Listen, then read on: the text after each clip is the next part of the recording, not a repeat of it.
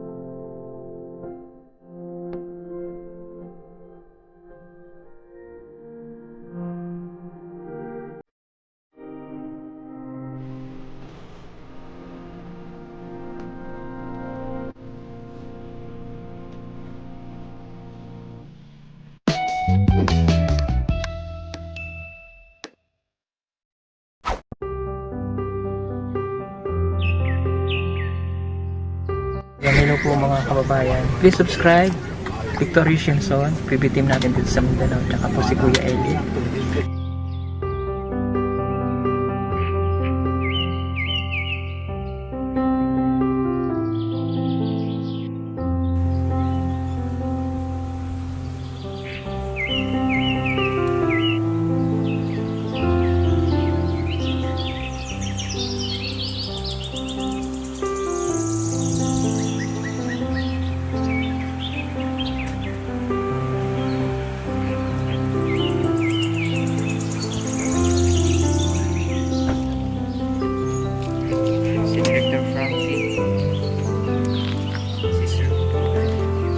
So, ayun mga bay, sumama tayo sa Pugong Biyahero na mag-vlog dito ngayon mga bay sa Barangay Malabog mga bay, Pakibata District, Davao City.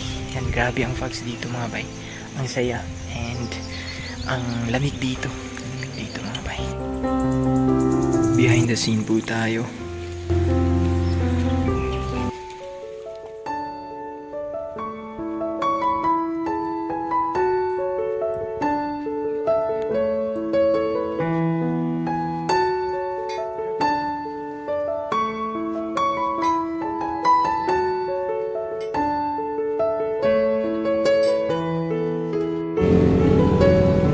Ikaw po. Lolita. Ilang taon na po kayo?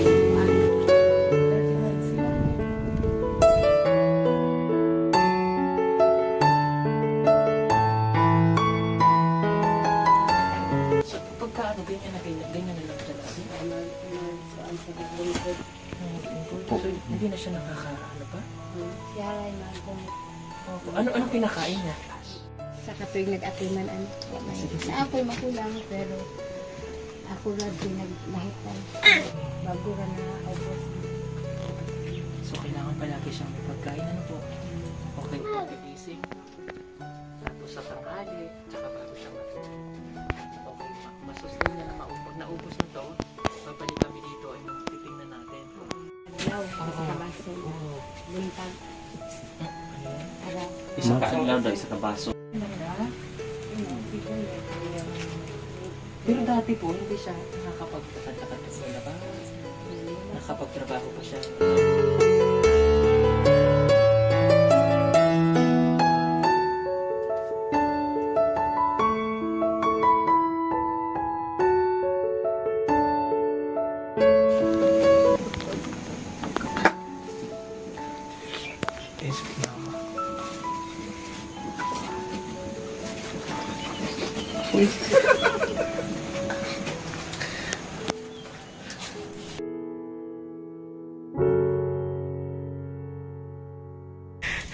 Miyak na po si Direk Frankie. Alam niyo kung ano yung masakit. Alam mo Ano po yung masakit? Kaya ako nagkakaginto ngayon kasi yung nilagay nilang gatong dun basa.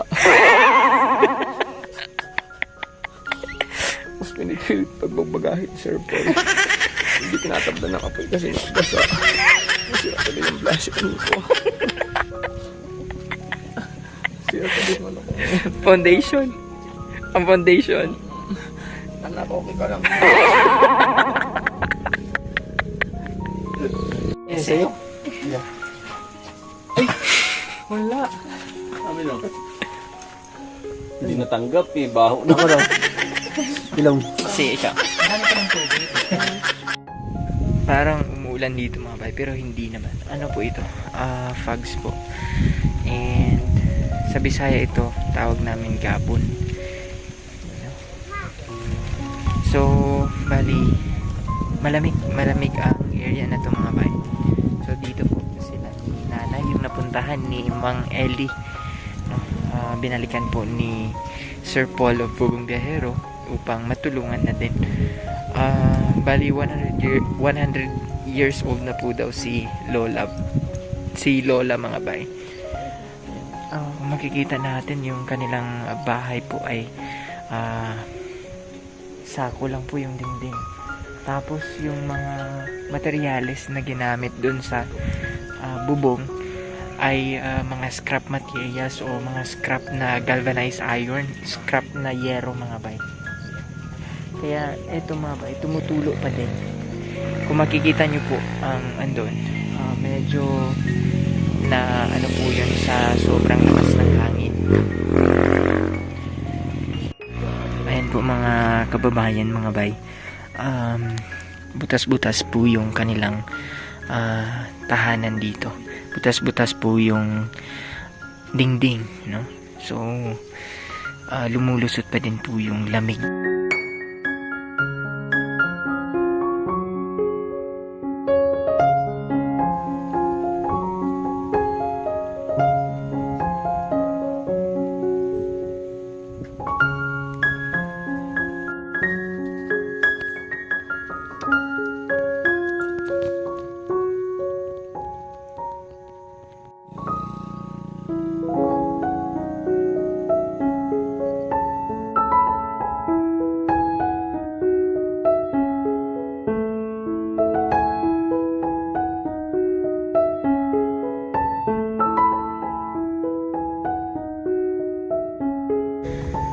So, eto po mga bay, yung likurang parte ng bahay nila Lola. So, kung makikita nyo po, si Kuya Noy kasama natin. Kung makikita nyo po mga bay, yung kanilang yero na ginamit dito ay bali used na, no?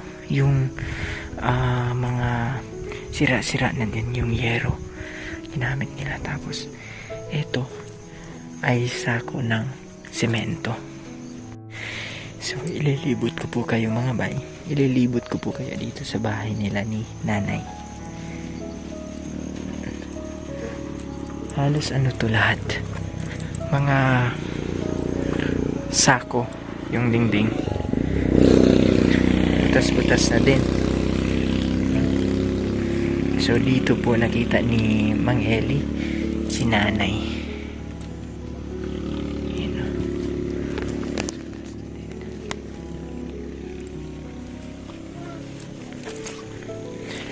Ito po yung harapang parte ng kanilang bahay. Kung makikita ninyo mga bay, wala nang yero dyan kasi nalipad na po ng hangin, kasi malakas po dito yung hangin. Kung napapansin po ninyo yung dahon ng saging, hindi na po siya full kasi dahil po yan sa malakas na hangin. Yan. So, natulo na po dyan mga bay. Ang ginawa nila, nilagyan nila ng cellophane.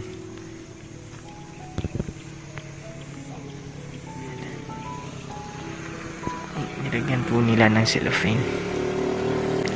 Tapos dito, may kawayan naman, pero sako. Sako pa din po. Yan, hanggang dito, sako, tarpaulin.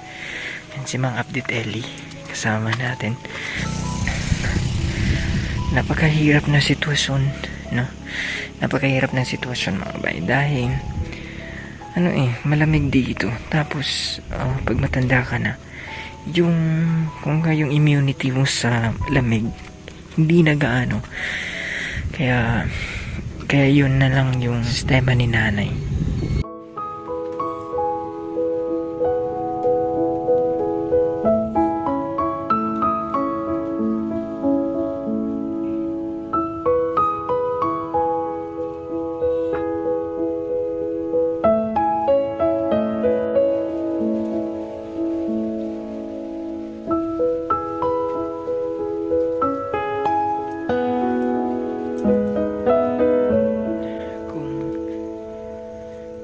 kasalukuyan po na pinapainom ni Sir Paul o Bugong Biyahero si Lola ng gatas mga bay, kasi hindi pa nakapananghalian, hindi pa daw kumain si Lola, kaya pinagtimpla ni Sir Paul ng gatas si Lola upang kahit papano ay malagyan ng laman yung kanyang tiyan.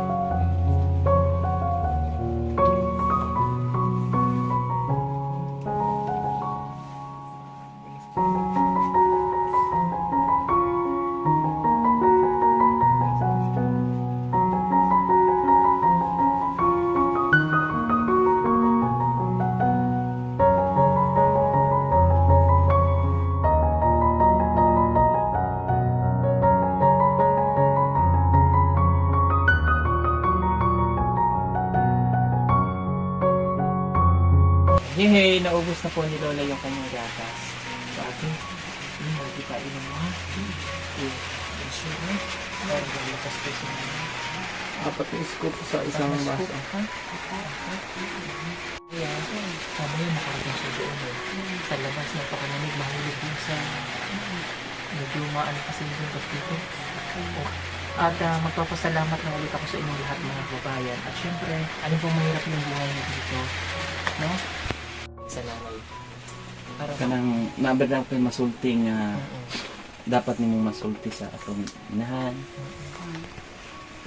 Kung masulti lang na ko sa akong mama. Dili mabayran ang pag-atiman sa akong mama. Kung sa pag-atiman lang sa ako ang mama, sa akong kauwalingon lang. Kung sama lang sa inahan na ianak lang ko, kung isa viral ay labay lang ko sa basurahan. Siguro dili unta ako makain ani.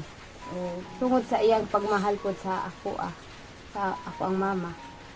Pero pasalamat gid ko sa akong mama nga gihatagan ko sa maayong inahan, ehemplo sa mga bilikanan. Sukad sa akong pagkabata siya ay nag-atiman. Bisag tagtaron pa akong lawas, isagol sa yuta, di ko kabayad sa pag-atiman sa akong mama. Kaya akong ibalos gid sa akong mama nga pag-atiman sobra na nako tuig nag-atiman ani sukad sa nagsakit ako nag-suporta gyud nag-atiman ani bahalag walang wala basta atimanon lang gyud ako akong mama. Wala po daw ang kabayaran, sir, na yung pag-alaga niya kay nanay niya, kahit tadtarin man daw siya ng itak, pira-pirasuhin daw po siya, Hanggat ano po, aalagaan daw po niya. Sobra 1 taon na rin po daw niyang inaalagaan si nanay. Okay. Ayun, at dahil Mahal na mahal daw niya po. At dahil mahirap lang po yung buhay nila, so yun, yung kakayanin nila na sa pagkain, hindi talaga nila maibigay lahat. Okay.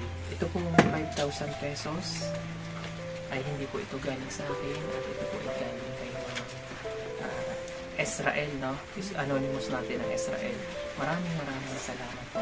Ito po yung 5,000. 1, 2, 3, 4, 5,000 pesos. Salamat po sa inyong tulong sa amin. Kita na anonymous natin ng Israel. Sana po ay lumaba pa ang buhay ni Lola para po maging malakas pa siya at makita na pa yung kanyang mga apo. Okay, in behalf of PPT, maraming salamat po sa inyo. God bless po sa inyo. Ito tinitignan. Ito. Ano kaya yung laman ng loob ng lata? Kasi nakita niya kasi may mga bata na parang masaya. So, kaya na pa niyang tinititigan. Kain na lang. Sabihin natin sila. Gusto mo ng biscuit? Basta di na ako matupid ang salibay. Ako naging biscuit eh. Di na ako nagano. Ay, isip. Doa yung Parang ano lang, Dami biscuit. Dami. Dami oh. Kayo gusto niyo rin po? Eh, hindi ko salamat po. Akin lang to. tanaw sa Sama mo ha? Sir, tinatanong ni ate kung ano po, anuhin daw po yung pera po. Kayo na po ang bahala dyan. Kasi makakabuti para kay nanay. Appear. Yun. Ano po niya? At kung may magpaabot po sa amin ng tulong, babalik kami dito. Ha? salamat ang inyong Bombong sa Gusto mo? Gusto mo? Gusto mo? Ay, ka na. Gusto ka?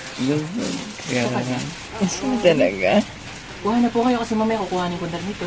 Babalik. Okay, joke lang po. Sa inyo na po ito.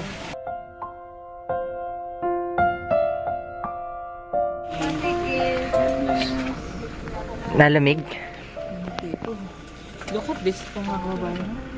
Paano matutuyuan silang pangitan? Malamig. O, basa nga. Basa. Basa yung sinampay. Ayun.